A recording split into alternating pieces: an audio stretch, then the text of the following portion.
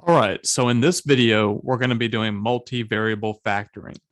Now, I call it multivariable because there's more than one variable. You'll notice there's an x right here and a y over here.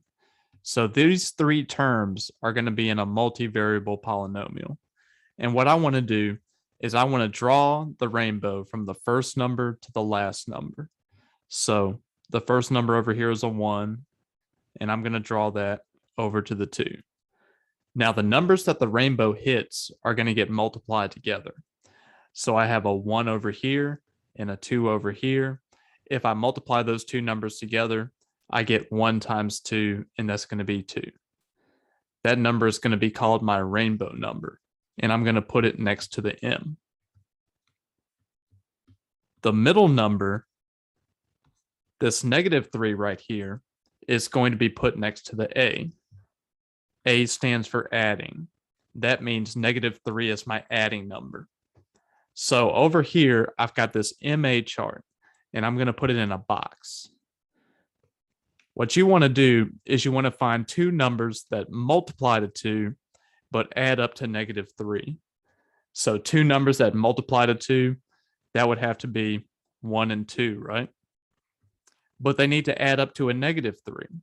So both of these numbers need to be negative for that to happen. Now that I know what my two numbers are, I can break up my middle term.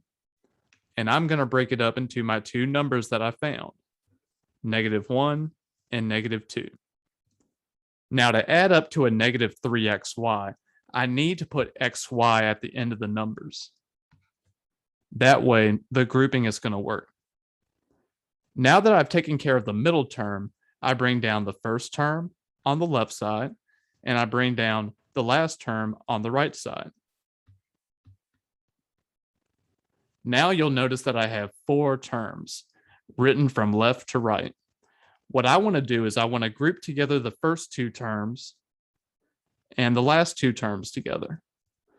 So now I have 2 groups.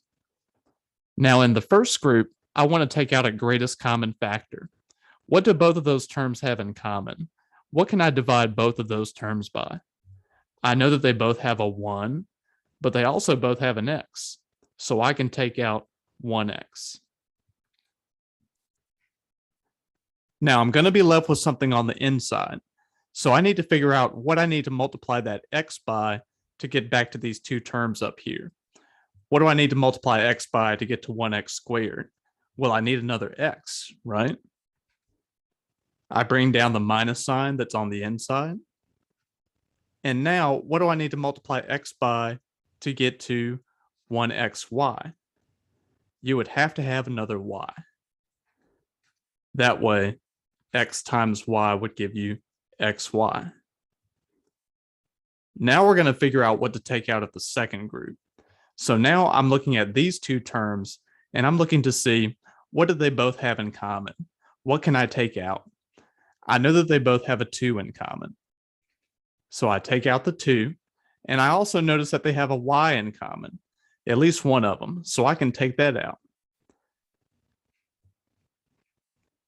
Now, to see what I have left, what I need to do is I need to make sure that what's on the inside matches up.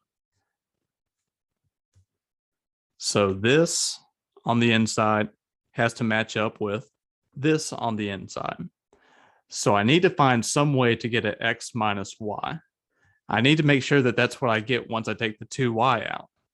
So now that I've taken it out, what do I need to multiply 2y by to get back to -2xy? I'm going to need a -x. I'm going to bring down my plus sign in the middle. And what do I need to multiply back to 2y squared? Since I already took out a y, then I need another y.